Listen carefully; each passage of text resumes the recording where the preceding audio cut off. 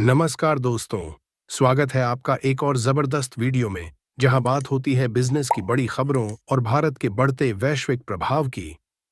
आज हम बात करने जा रहे हैं एक ऐसी ऐतिहासिक डील की जिसने भारतीय ऑटोमोबाइल इंडस्ट्री में हलचल मचा दी है।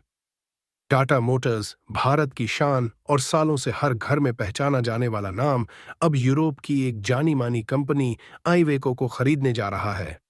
जी हाँ, ये डील ना सिर्फ बड़ी है पैसे में, बल्कि इससे भारत की छवि पार करने की भी दुनिया भर में और ऊंची होगी। तो चलिए जानते हैं इस डील के पीछे की पूरी कहानी और इसका क्या मतलब है टाटा मोटर्स, भारत और पूरी ऑटो इंडस्ट्री के लिए। टाटा मोटर्स ने फैसले की घोषणा की है कि वो इटली की बड़ी वाहन निर्माता कंपनी आइवेको के non defence commercial vehicle business को करीब 3.8 अरब यूरो यानी लगभग 33,000 करोड़ में खरीदेगा। इतना बड़ा सौदा इससे पहले टाटा ग्रुप ने तब किया था जब उन्होंने जैगुआर लैंड रोवर JLR को खरीदा था, और उससे भी बड़ा जब टाटा स्टील ने कोरस को। डील एक ऑल कैश ट्रांजैक्शन के रूप में होगी और पूरी तरह कंपनी के और बैंक पार्टनर्स की मदद से फाइनेंस की जाएगी, जिसमें मॉर्गन स्टैनली और MUFG जैसे नाम भी शामिल हैं। इस डील को फाइनल होने में अब भी वक्त लगेगा। इसका क्लोजिंग अप्रैल 2026 तक संभावित है, लेकिन इससे पहले कुछ रेगुलेटरी क्लियरेंस और शेयर होल्डर अप्रूवल्स भी बाकी हैं। पर इससे पहले कि आप सोचें इतना बड़ा खर्चा क्यों, चलिए समझते हैं इसकी स्ट्रैटेजिक वैल्यू।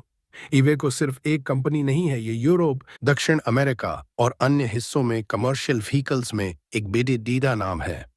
इस अधिग्रहण से टाटा मोटर्स की अंतर्राष्ट्रीय पहुंच कई गुना बढ़ जाएगी। इस डील के बाद टाटा मोटर्स और इवेको मिलकर बना सकते हैं एक कमर्शियल व्हीकल जायंट जो हर साल 5,04,000 से ज्यादा यूनिट्स बेच सकता है, और टारगेट है लगभग 22 अरब यूरो, 2 लाख करोड़ के करीब का सालाना राजस्व, जो कि इंडिया के बाहर टाटा की पकड़ को और मजबूत बना देगा। यानी अब टाटा सिर्फ भारत की नहीं, बल्कि यूरोप और अमेरिका की सड़कों पर भी जोर शोर से दौड़ता नजर आएगा। अब जहां इतनी बड़ी डील होती है, वहां सवाल भी उठते हैं, खास तौर पर पैसों को लेकर। डील के बाद टाटा मोटर्स को करीब 1 अरब यूरो की इक्विटी जुटानी होगी, जिससे वो लोन चुकाकर अपनी बैलेंस शीट को स्टेबल रख सके।